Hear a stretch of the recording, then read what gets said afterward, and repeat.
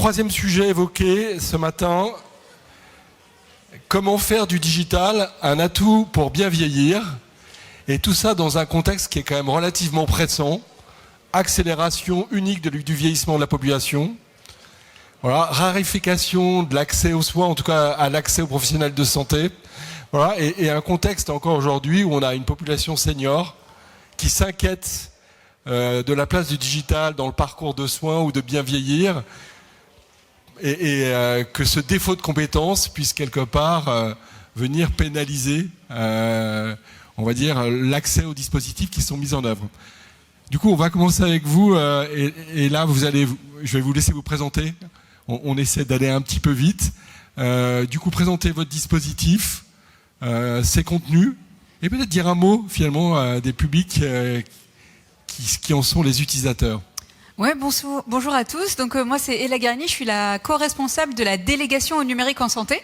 En fait, on est une équipe au sein du ministère de la Santé et de la Prévention qui est en charge de définir une stratégie sur le développement des usages qui sont utiles dans le champ de la santé. Donc comme le rappelait Jean, un des challenges auxquels on a affaire, c'est que d'ici 2030, il y aura plus de 20 millions de citoyens qui auront plus de 60 ans. Or, on sait dans notre système de santé que c'est à partir de cet âge-là que la consommation de soins, si on peut l'appeler comme ça, en tout cas le parcours de vie des personnes, les amène à être plus souvent confrontés à des professionnels de santé et parfois à des pathologies chroniques. Donc nous, dans ce contexte-là, en fait, on a un double rôle. D'abord, on est opérateur de services publics, j'y reviendrai, on met en place mon espace santé, et on est aussi régulateur d'un marché. Un marché qui est celui des entreprises qui développent des solutions numériques utiles à la prévention de la perte d'autonomie et des solutions utiles pour mieux vieillir. En tant qu'opérateur de services numériques public, on déploie, comme je le disais, un carnet de santé qui s'appelle Mon Espace Santé, qui est développé en relation avec l'assurance maladie et qui permet en fait à chacun de nos concitoyens de récupérer automatiquement les documents, les données de santé qui sont utiles à la coordination des soins. Du genre, je vais voir mon médecin, j'ai oublié mon dernier résultat d'examen de biologie, eh bien il peut simplement aller le consulter dans mon espace santé et du coup ne pas avoir à me demander de revenir ou bien à me donner peut-être une ordonnance qui n'est pas la plus à jour de mes dernières informations médicales. Et c'est pareil pour, je sors de l'hôpital par exemple, il s'est passé quelque chose dans mon parcours de soins, et cette information sera demain disponible pour le professionnel de santé en ville pour une meilleure coordination.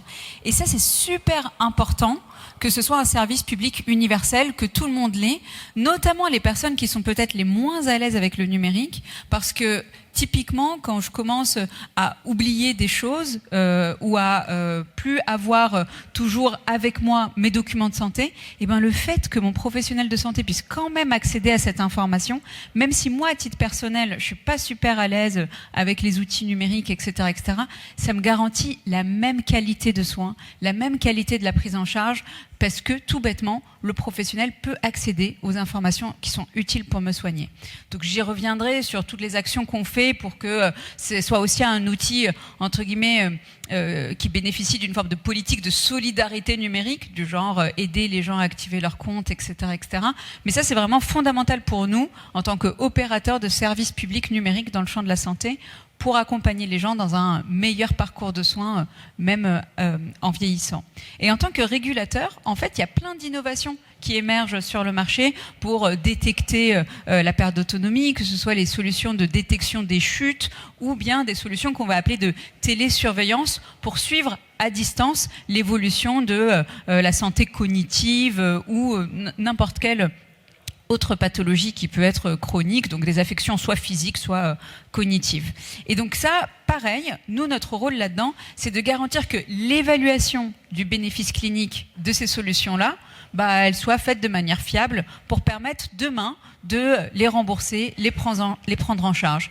Et donc dans ce cadre-là, on pilote un grand programme qu'on appelle le Grand Défi numérique et bien vieillir pour faire en sorte de renforcer l'évaluation de ce qu'on appelle les dispositifs médicaux numériques pour aider les personnes qui sont peut-être en situation de perte d'autonomie. Et là, on a quand même un énorme challenge qui est aujourd'hui, comment est-ce qu'on évalue ces dispositifs-là?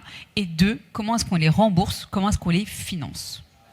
Et là, est-ce que vous pouvez nous dire un mot sur finalement l'usage des publics seniors de ces services et puis une question un peu tranchante, mais y a-t-il aussi chez les seniors, dans le fond, une fois qu'on a levé les freins, la même appétence, le même regard attiré vers un service numérique ou en tout cas vers le digital d'une manière plus générale?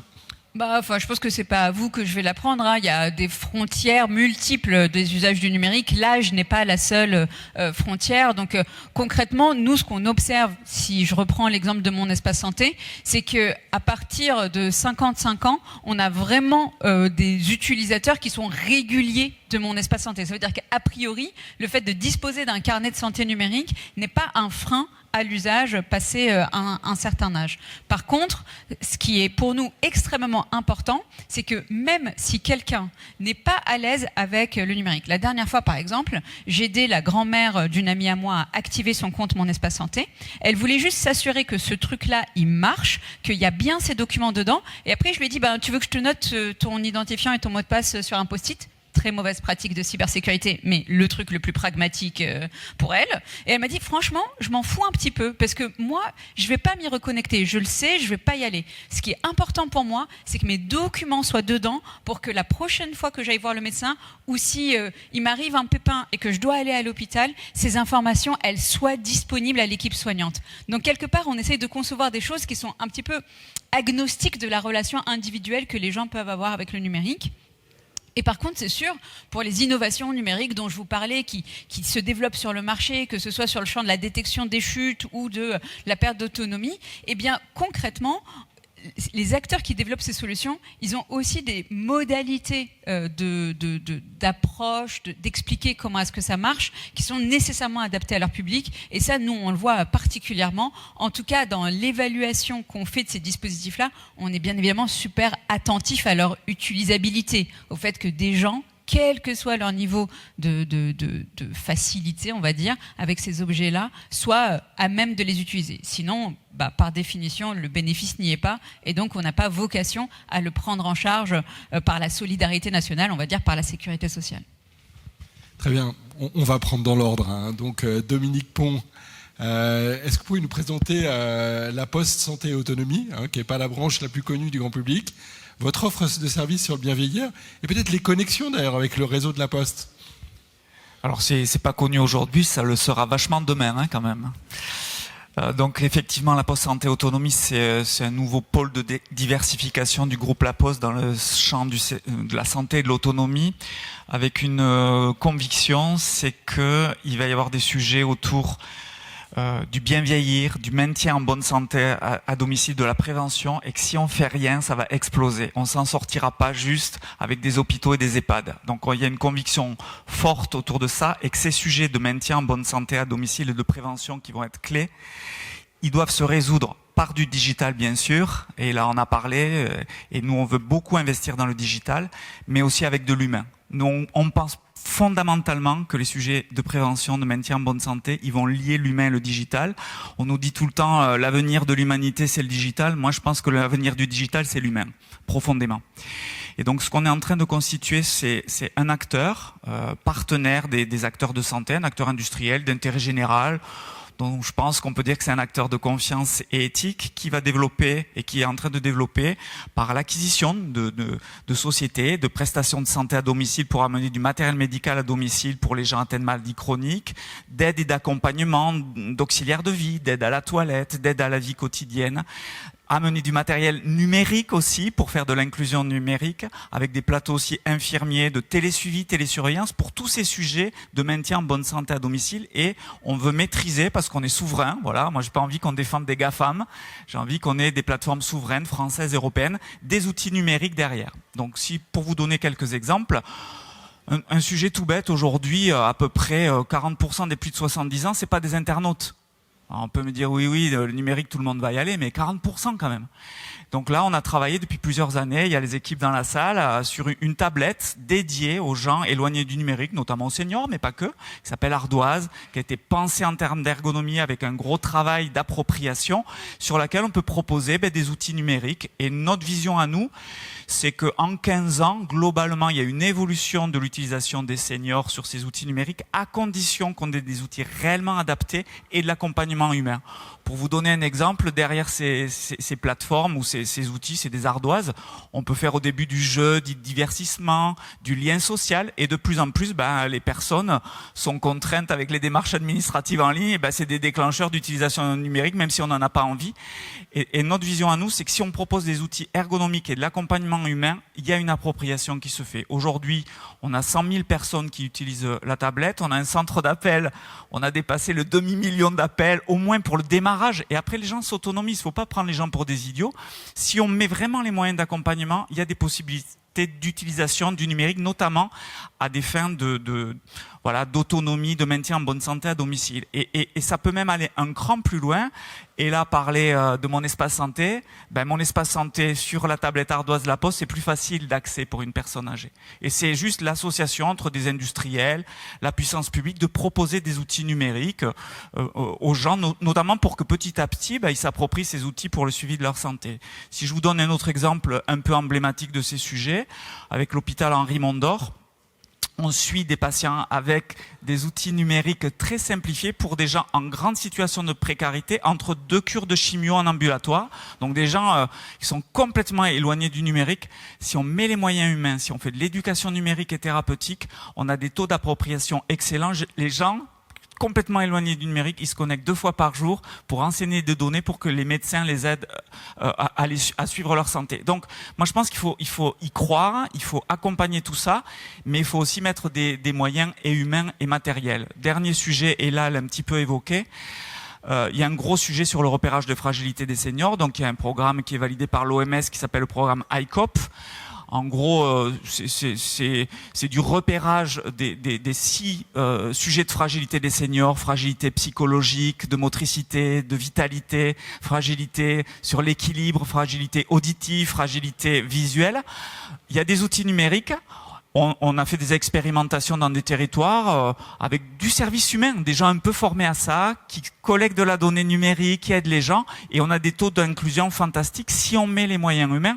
Et ça évite des hospitalisations, ça évite aussi des gens qui décompensent. Donc nous, on est relativement enthousiastes sur ces sujets-là, même si aujourd'hui, on voit bien que notre système de santé, il n'a pas encore solvabilisé les sujets de prévention et de maintien en bonne santé. On est dans un système curatif qui finance le curatif et qui finance pas le préventif, mais on devra y aller. Et donc, nous, on fait ce pari-là, qui aura besoin d'acteurs souverains d'intérêt général sur ces sujets. Très clair, merci. Pauline Lebas, vous dirigez l'innovation à la Croix-Rouge. Peut-être déjà nous dire c'est quoi l'innovation à la Croix-Rouge et quels sont vos programmes autour du bien vieillir et aussi d'inclusion numérique. Bonjour à tous. Donc effectivement, je suis directrice de l'innovation à la Croix-Rouge. Notre rôle, c'est d'identifier les tendances qui vont venir impacter les activités de la Croix-Rouge, les publics qu'on accompagne, pour pouvoir anticiper le développement de nouvelles activités, de nouvelles expertises. Donc c'est ce qu'on a fait sur l'inclusion numérique. On a testé et monté le premier programme national d'inclusion numérique de la Croix-Rouge, qui est déployé depuis 2021 et qu'on pilote aujourd'hui dans une 30aine de départements et qui est en pleine phase de déploiement. Ce programme d'inclusion numérique, il va toucher l'ensemble des activités de la Croix-Rouge et l'ensemble de nos publics, mais avec effectivement un focus particulier sur les seniors. L'accompagnement des seniors, c'est une grosse partie de nos activités à la Croix-Rouge, avec 2 types d'accompagnement. On a des établissements, on a à peu près 120 établissements qui vont être des lieux d'accueil de jour, des hébergements ou des dispositifs d'accompagnement à domicile. Et on a également dans notre réseau bénévole une multitude de dispositifs d'accompagnement, de lien social, de solidarité qui vont pouvoir être proposés dans nos unités locales, chez des partenaires ou directement à domicile chez les seniors. Donc ce qu'on a mis en place depuis 2021 sur la question du numérique, de l'accès à la santé, en particulier pour les seniors, c'est tout d'abord une montée en gamme de nos structures d'accueil, donc soutenir l'équipement, la connexion, la mise en sécurité de nos réseaux, soutenir la sensibilisation et la montée en compétences de nos équipes, qu'elles soient bénévoles ou salariées. Donc on investit aussi sur la montée en compétences de nos équipes en tant qu'aidants numériques de première ligne, on va dire, puisque c'est eux qui sont au contact des seniors au quotidien. Et on a ensuite développé des équipes d'experts de la médiation numérique, qui peuvent être des conseillers numériques ou des bénévoles, des volontaires en service civique, qui eux vont venir proposer des accompagnements plus précis, plus approfondis sur la prise en main des différents dispositifs que l'on met en place. Donc on a effectivement travaillé avec la délégation du numérique en santé sur la prise en main de Mon Espace Santé. On accompagne la prise de rendez-vous en ligne, la réalisation de téléconsultations, etc. Mais on a un parti pris qui nous tient vraiment à cœur, c'est de ne pas faire que de l'inclusion numérique en santé de façon isolée. On a un parti pris à la Croix-Rouge assez important qui est de faire un accompagnement global des personnes, et on va retrouver ça dans la façon dont on traite l'inclusion numérique, c'est-à-dire qu'on va pas faire uniquement du numérique en santé, on va faire aussi du numérique pour reconnecter le senior à sa famille, entretenir le lien social, on va faire du numérique ludique, on a travaillé avec Silver Geek et on a une équipe de seniors qui est allée à la Paris Games Week pour faire la finale nationale de la compétition de gaming. Et donc, on va vraiment travailler aussi sur le numérique comme un outil de divertissement, de stimulation cognitive, de reconnexion au loisir, au plaisir. On travaille aussi avec la réalité virtuelle pour reconnecter la personne âgée aux sensations du voyage, par exemple. Et en fait, c'est cet usage du numérique qui va aussi très souvent débloquer la personne dans ses usages numériques, dédramatiser et désacraliser le numérique. Et on voit qu'une fois qu'on a pris cette porte d'entrée, plus ludique, plus sympathique, la personne senior est beaucoup plus à même de travailler sur ses autres usages numériques. Et c'est pour ça qu'on a vraiment à cœur de mettre en place tous ces dispositifs d'accompagnement numérique à 360. Merci beaucoup. En fait, il n'y a pas vraiment de seniorité du numérique. Il y a juste prendre le temps et développer des parcours ad hoc. Et c'est ce que vous démontrez de manière assez remarquable.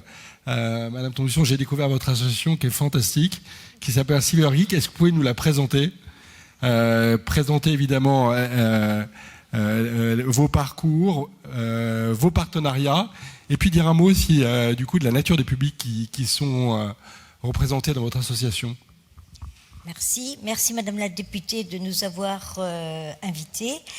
Alors, Silver Geek, c'est une association, et là encore, c'est une grande aventure humaine, puisqu'il faut effectivement des personnes pour réfléchir, voir un petit peu comment on peut réduire cette fracture numérique. Alors, cette réflexion a eu lieu il y a bientôt 10 ans, avec des entreprises, dont La Poste, avec des associations, avec des opérateurs de services civiques, et on s'est dit que cette réduction de la fracture numérique est un enjeu important, et venant d'une région, c'était la petite région du Poitou-Charentes, là, des 4 départements, avec une sociologie particulière, essentiellement donc rurale, et que là, voilà, on voyait bien qu'il y avait des choses qui se jouaient et que c'était important de pouvoir y répondre.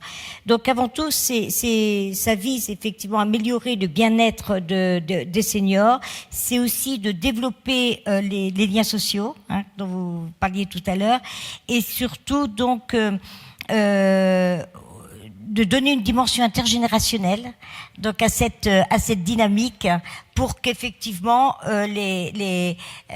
assurer, je dirais, la cohésion quelque part dans nos territoires. Donc le jeu, c'est la base. Alors là, on y va effectivement. Sur le numérique, le jeu est un prétexte en fin de compte, et on n'est pas dans une démarche d'apprenant, mais on est dans une démarche de découverte en jouant. Et on est là, notamment sur les tablettes, pour répondre aux besoins des seniors. C'est-à-dire que si dans un EHPAD, par exemple, une dame demande de retrouver une recette de cuisine, ou retrouver surtout le lieu où ils ont habité, parce que ça c'est souvent c'est ce qui est très demandé, avec Google Maps, etc.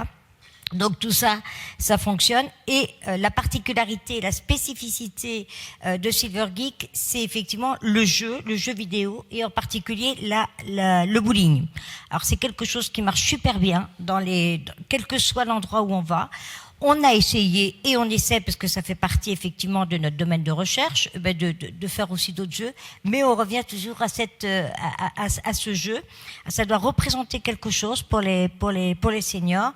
Et là encore, il y a des compétitions. C'est la spécificité de Silver Geek.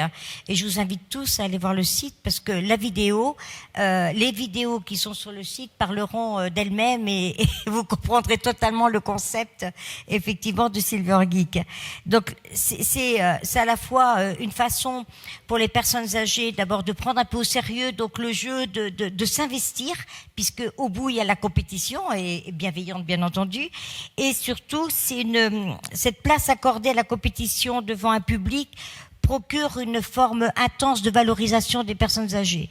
quand vous voyez effectivement 2500 personnes, par exemple, le samedi de Pâques, là, à Poitiers, il y a la Gamer Assembly, puisque l'idée, c'est pas de créer des événements spécifiques pour les seniors, c'est de s'inclure effectivement dans les événements déjà existants. Et donc, sur l'ensemble du territoire national aujourd'hui, il y a ces événements donc d'e-sport et donc les seniors, après avoir passé plusieurs étapes pour arriver à cette compétition régionale, eh bien, il y a là un public divers et varié, beaucoup de jeunes, et qui supportent les seniors. Et là, pour du coup, c'est vrai que ça les met en situation, je dirais, de bien-être, parce que c'est la première fois, ils nous disent souvent après que c'est la première fois qu'on s'intéresse comme ça à eux, qui sont soutenus. Alors d'un seul coup, on entend Raymond, c'est pas, alors voilà, c'est choisi par le public.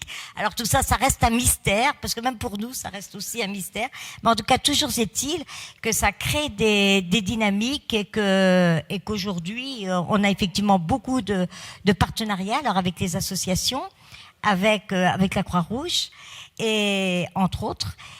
Et donc nous, l'important au niveau territorial, c'est de s'adapter à la demande locale et on aménage. Mais en tout cas, dans le concept, c'est la dimension intergénérationnelle qui compte. Et là, pour du coup, on assiste à des relations, il y a des choses qui se passent, quoi. Parce que le regard des personnes âgées sur les jeunes bouge et inversement. Et d'ailleurs, je trouve qu'il y aurait des opportunités à travailler sur le sujet parce que les jeunes souvent découvrent le milieu des seniors, parce que souvent ils ont quand je parle des jeunes, c'est souvent des jeunes volontaires en service civique, faut que je précise.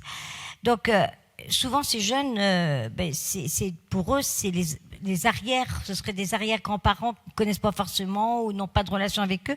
Donc ils découvrent ce milieu-là et ils se disent, mais finalement ce serait pas mal, quoi. Ils avaient une idée, peut-être d'être plus avec des enfants, etc. Puis ils se disent, mais c'est super sympa, quoi. Pourquoi on n'irait pas travailler dans ce milieu-là? Alors, comme c'est une filière quand même quelque peu en tension, je trouve qu'on pourrait un peu travailler et creuser des possibilités aussi de validation et de reconnaissance du travail de ces jeunes auprès des personnes âgées, parce que vraiment, ça matche bien, quoi. Les jeunes sont des coachs auprès des seniors. Ils ont le sentiment d'être utiles, de servir à quelque chose, et puis les personnes âgées sont très attachées au fait de voir régulièrement des jeunes. Donc on a bien cette dimension intergénérationnelle, la co-construction territoriale, on s'adapte effectivement, il y a une agilité de l'association qui fait que on essaie de répondre à la demande en fonction des acteurs de terrain. Et puis la diversité des parties prenantes, puisque là, en termes d'impact, eh bien, on a les volontaires en service public, on a le personnel aussi dans les établissements. Ça crée des ambiances qui sont vraiment à l'opposé de ce qu'on peut voir ou de ce qu'on peut lire parfois. Ça veut dire que le personnel aussi, souvent, a un regard différent sur les seniors. Et puis alors, les personnes âgées, ce qui est quand même en termes de bien-être et de santé, c'est quelquefois curieux, puisque on voit les déambulateurs à 4 mètres derrière eux, il n'y en a plus. C'est assez impressionnant. Et quand on parle avec les ergothérapeutes, ce qui est encore plus drôle, c'est que les gestes qu'ils leur demandent de faire, donc dans le cadre d'un exercice de mobilité, c'est pas fun, quoi. Mais par contre, plus dur. Par contre, le faire pour jouer donc au bowling, ça se fait tout à fait naturellement. Donc voilà, et bien entendu, pour accompagner cette dynamique, nous travaillons énormément, même avec les universités, et on fait de l'évaluation en permanence pour pouvoir répondre, bien sûr, à cet objectif de bien-être. Alors là, vous nous amenez vers le deuxième périmètre de questions. Du coup, on va reprendre avec Ella. Du coup, est-ce que vous pouvez nous expliquer comment est-ce que vous travaillez et la mesure d'impact, et en même temps, quels sont les projets qui permettent de changer d'échelle, toucher le public le plus large? Toujours avec cette double casquette d'opérateur de services publics et de régulateur d'un marché, peut-être pour commencer par l'évaluation des dispositifs qui fonctionnent. En gros, aujourd'hui, sur le champ de la perte d'autonomie, en fait, généralement, on a devant nous ce qu'on va appeler des dispositifs médicaux numériques, mais qui vont être utilisés soit à titre individuel par la personne, disons à domicile, soit dans le cadre d'un établissement, et là, on va avoir plutôt un usage qui est collectif. Pour l'ensemble de ces dispositifs-là, aujourd'hui, on est plutôt en phase d'évaluation avec des protocoles où on cherche à mesurer effectivement l'impact en termes d'amélioration de la situation des personnes, de la réduction des fragilités. Et aujourd'hui, comme le disait Dominique, on n'a pas encore systématisé la prise en charge, dans le sens le remboursement par la sécurité sociale, de ces dispositifs-là. Donc on va avoir 2 démarches simultanées. La première qui est faire évoluer les protocoles d'évaluation de ces dispositifs. Et là, je parle vraiment de protocoles scientifiques. C'est des chercheurs qui vont évaluer avec des cohortes l'impact de ces dispositifs-là.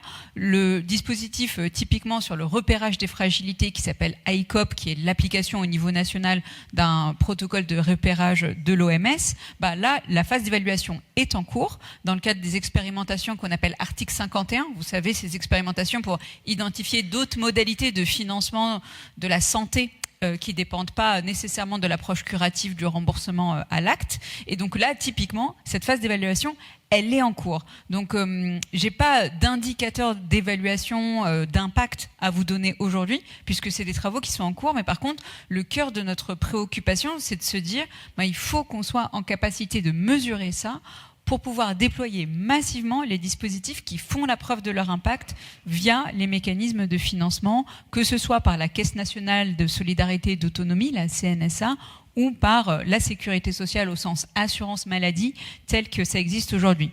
Je vous donne un exemple pour ce qui est déjà mis en œuvre du côté de l'assurance maladie. On a un dispositif qui s'appelle Prado et qui vise spécifiquement les personnes âgées. Prado, qu'est-ce que c'est ? C'est je sors d'une prise en charge hospitalière et pour éviter tout risque de rechute, je vais avoir un système qui va me suivre à la maison, dans mon retour à domicile, pour être sûr que le retour à domicile se passe bien. Et s'il y a par ailleurs des impacts sur d'autres droits de la personne, qu'on puisse le suivre dans la durée. Donc là, avec l'assurance maladie, on a mis en place un parcours spécifique pour la situation des personnes âgées qui retournent à domicile suite à une hospitalisation, qui est accompagné aussi d'un outil numérique pour sécuriser typiquement le fait qu'on ne soit pas dans des situations de rechute. Ça, c'est des choses dont on est capable d'évaluer l'impact et qu'on déploie massivement. Et puis nous, de notre côté, en tant qu'opérateur de services comme Mon Espace Santé par exemple, comme je vous le disais, on a un réel enjeu de faire en sorte que cette information médicale concernant les personnes, notamment les personnes âgées, elle soit disponible pour les professionnels de santé qui interviennent dans l'équipe de soins des personnes. Donc grosso modo là-dessus, on fait 2 choses. D'abord, on équipe tous les professionnels qui interviennent dans le champ du social ou du médico-social pour qu'ils puissent, eux, facilement avoir accès à l'historique médical des personnes, à ce qu'on va appeler des plans personnalisés de soins pour s'assurer qu'ils ont accès aux informations nécessaires, que ce soit quand c'est du soin infirmier à domicile, de l'hospitalisation à domicile ou même en EHPAD. Donc là, c'est tout un programme qu'on est en train de déployer, qu'on appelle ESMS numérique, avec les collègues de la Caisse nationale des solidarités et d'autonomie. C'est la première fois qu'on investit autant d'argent pour l'équipement numérique des acteurs du champ du médico-social. C'est 600 millions d'euros en tout qui ont été investis sur une période de 6 à 7 ans pour vraiment mettre à jour les logiciels qui sont utilisés par les acteurs du soin, de la prise en charge, de la solidarité dans le champ du médico-social et donc notamment de l'accompagnement des personnes âgées. Et puis de l'autre côté, en termes d'évaluation d'impact, là encore, on suit de manière très très rapprochée toutes les informations médicales qu'on arrive enfin à consolider dans ces carnets de santé numériques Mon Espace Santé. Donc là, au moment où je vous parle, c'est grosso modo un document de santé sur 2 qui est produit en France, qui est envoyé aux patients, donc notamment les personnes âgées, dans Mon Espace Santé. C'est vraiment inédit pour vous raconter l'histoire du dossier médical partagé. Avant, en 15 ans, on a envoyé 11 millions de documents. Là, on fait littéralement 2 fois plus que ce qui a été fait en 15 ans chaque mois. Donc c'est un changement d'échelle majeur pour enfin faire cette promesse de permettre aux Français de récupérer les documents de santé qui sont utiles à leur parcours de soins. Et puis, pour rebondir sur les partenariats qu'on a pu mettre en place, notamment avec les associations comme la Croix-Rouge, en gros, nous, c'est super important pour nous que dans le déploiement de ce nouveau service public numérique, il y ait une vraie attention humaine à l'accompagnement des personnes là où elles sont et dans le contexte du soin. Du genre, je vais à l'hôpital, dans le hall d'accueil de l'établissement, on va m'expliquer qu'à la fin, je vais récupérer mes documents dans mon espace santé, que si je veux, voilà comment est-ce que je vais y avoir accès.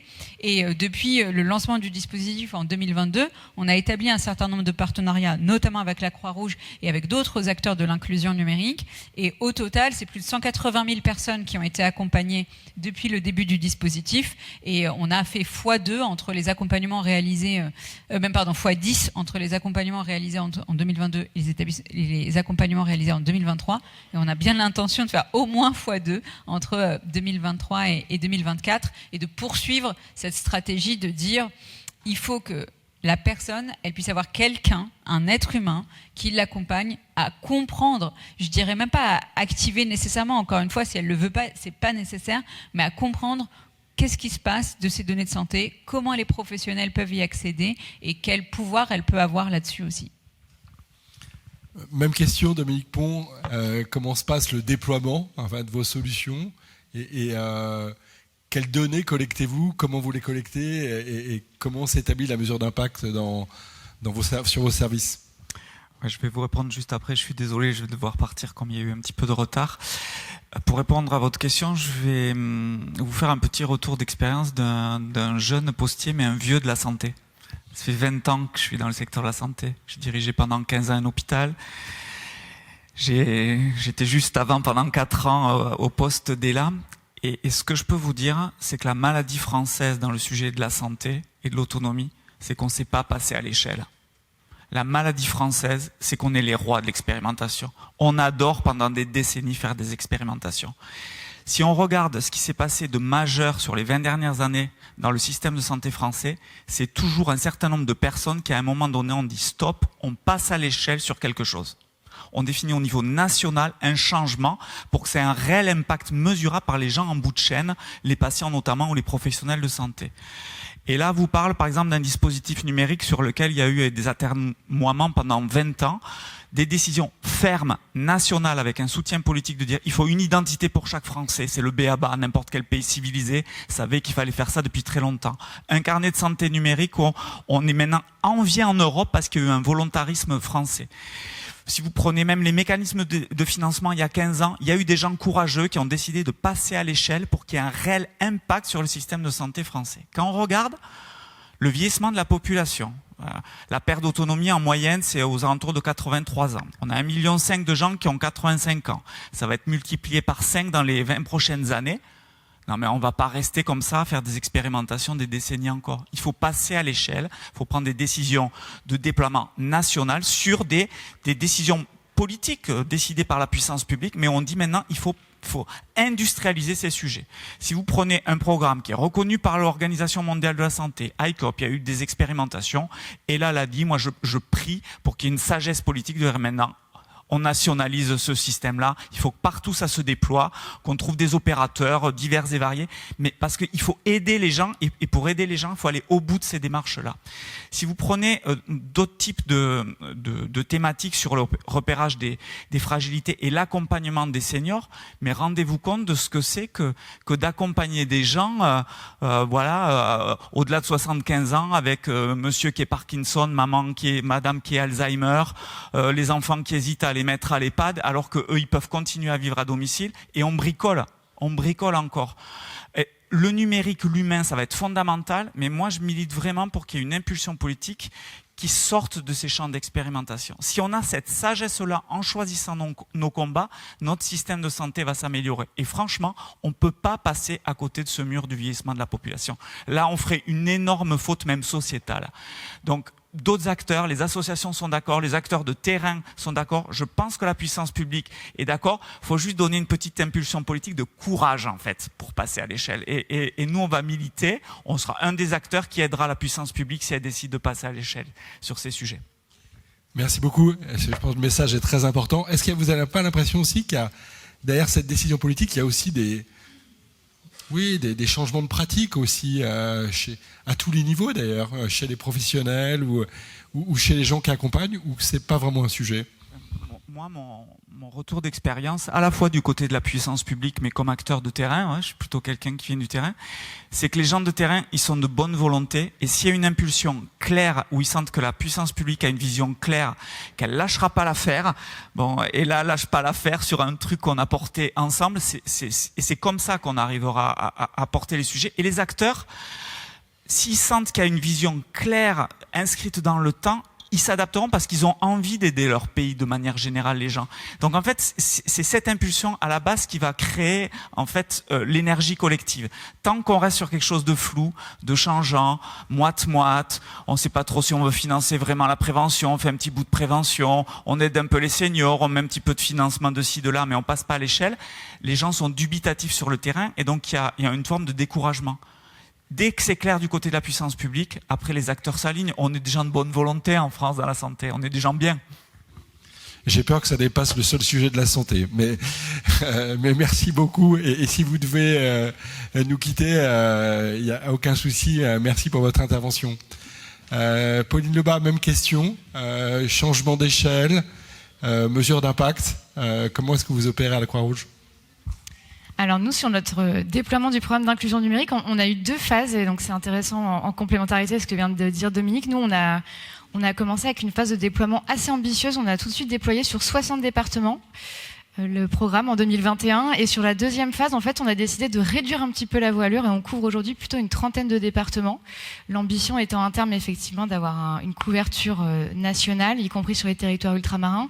Mais on s'est rendu compte qu'on avait besoin de faire un travail de dentelle et d'ancrage dans les écosystèmes territoriaux qui prend du temps, qui peut pas se décréter du jour au lendemain et qui nécessite du coup qu'on fasse un déploiement progressif par vague d'une 30aine de départements à chaque fois. Donc aujourd'hui, on est dans une 30aine de départements et on a des équipes en proximité qui font un gros travail de diagnostic territorial, de compréhension des besoins des populations, de compréhension de l'écosystème qui existe déjà pour trouver quelle est la bonne place de la Croix-Rouge dans cet écosystème, comment est-ce qu'on peut apporter un service complémentaire, une offre complémentaire, et comment est-ce qu'on peut travailler en bonne intelligence avec tous les acteurs qui sont déjà présents sur ce sujet de l'inclusion numérique. Donc ça, c'est le premier parti pris qui est important dans notre approche, c'est la territorialisation de notre déploiement. Le deuxième parti pris, c'est l'articulation entre des forces salariées, des forces de volontaires en service civique et des forces bénévoles. On a la chance à la Croix-Rouge d'avoir un énorme réseau de 75 000 bénévoles qui couvrent l'ensemble des territoires. Donc aujourd'hui, le travail qu'on fait aussi, c'est de créer véritablement des équipes d'inclusion numérique où on va retrouver ces différents profils. Ils vont pas tous avoir la même formation, ils vont pas tous avoir la même disponibilité, ils vont pas tous avoir du coup les mêmes missions. Donc on est en train de travailler à la définition des rôles des uns et des autres et à l'animation de ces équipes territoriales qui vont pouvoir déployer les activités auprès de tous les publics, mais en particulier auprès des seniors. Le troisième parti pris qui est important, c'est la dynamique partenariale. On veut vraiment travailler en écosystème. Et comme on est une direction de l'innovation, on s'autorise aussi beaucoup de choses en phase d'expérimentation. Donc on s'autorise des tests avec Silvergeek et avec plein d'autres associations de proximité, en ayant beaucoup d'agilité, ce qui nous permet d'ensuite créer des retours d'expérience, des partages de bonnes pratiques entre les départements. Si une expérimentation a bien marché, super, on la déploie. Si une expérimentation n'a pas marché, c'est pas grave. C'est aussi en testant plein de choses qu'on finit par trouver des pépites et des bonnes idées et qu'on enrichit le programme. Et enfin, donc dernier point, je vais répondre en même temps à la question sur la mesure d'impact. On est assez exigeant sur la mesure d'impact au fur et à mesure du déploiement de notre programme. C'est ce qui nous permet de valoriser nos équipes en leur montrant que ce qu'ils font au quotidien, ça change la vie des gens. C'est ce qui nous permet d'établir une relation de confiance avec nos partenaires et avec nos financeurs. C'est comme ça qu'on peut faire la preuve du changement qu'on apporte. Donc on n'est pas uniquement sur du reporting d'activité. On a évidemment les nombres d'accompagnements, les profils des publics qu'on accompagne, mais on va un petit peu plus loin. On va chaque année interroger un échantillon d'à peu près 400 personnes. Parmi les personnes qu'on a accompagnées, on les rappelle a posteriori et on va leur poser tout un ensemble de questions pour comprendre ce que l'accompagnement de la Croix-Rouge a vraiment apporté comme changement et ce qui est différent aujourd'hui dans leur pratique du numérique. Et pour finir, cette mesure d'impact, elle nous sert aussi à nous, du coup, en interne, pour enrichir notre déploiement, pour être vraiment dans une logique d'amélioration continue et se poser la question chaque jour de ce qu'on pourrait faire mieux pour améliorer notre programme. Merci. Alors, le temps nous presse. Peut-être un mot, Madame Tondusson, sur comment est-ce que vous déployez. Ce qu'on a compris, c'est que vous travaillez beaucoup en dehors de vos murs. Et comment se passe ce déploiement ou ces collaborations hors des murs et quelle est votre ambition? Donc, si vous voulez, nous, on n'a pas choisi le mode d'aller chercher, je veux dire, d'autres implantations dans les territoires, etc.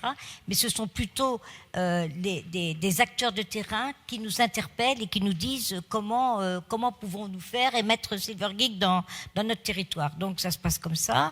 Il y a des webinaires, enfin, il y a un certain nombre de choses. Je pense qu'il y a beaucoup dans notre démarche, beaucoup de similitudes avec vous, avec la Croix-Rouge, avec la nécessité effectivement d'évaluer les impacts d'action dans les territoires. Donc ce sont les acteurs. Et en tout cas, nous, la règle, elle est qu'on met en place des actions avec les acteurs de terrain. C'est pas comme ça, on colle pas les choses, voilà. Et donc chacun, en fonction des acteurs de territoire, eh bien, on met en place la Silvergeek en respectant l'ADN de Silvergeek. C'est bien des ateliers, la dimension intergénérationnelle et la compétition. Voilà, c'est le triptyque qui se met en place. Et aujourd'hui, pour vous donner quelques chiffres, nous sommes dans 51 départements. Nous avons 24 partenaires et des réseaux opérateurs dont la Croix-Rouge. Nous avons plus de 300 jeunes mobilisés et nous avons là pour cette saison 10 000 participations de seniors, 200 lieux d'intervention, c'est des EHPAD, des résidences autonomie, ça peut être aussi des maisons de quartier. Voilà, c'est là où les gens ont des besoins et une attention là on est saisi aussi par des partenaires. Et on a donc 10 finales le régional et la finale nationale pour le trophée des seniors qui se déroule à la Paris Games Week. Donc il y a ce besoin qui en tout cas qui a été émis par Francis Sport, qui fait de la coordination donc de l'e-sport et de la structuration de cette filière. Donc aujourd'hui, nous sommes présents dans cette structuration de la filière, donc puisque nous sommes les seuls à faire de l'inclusion dans l'e-sport. Voilà, avec nos compétitions. C'est bien, vous nous aidez à casser les codes. Je ne sais pas si Paul est là, en tout cas, j'ai l'impression qu'on a explosé un peu le timing. On passe directement, du coup. Je suis désolé pour les questions. Merci beaucoup.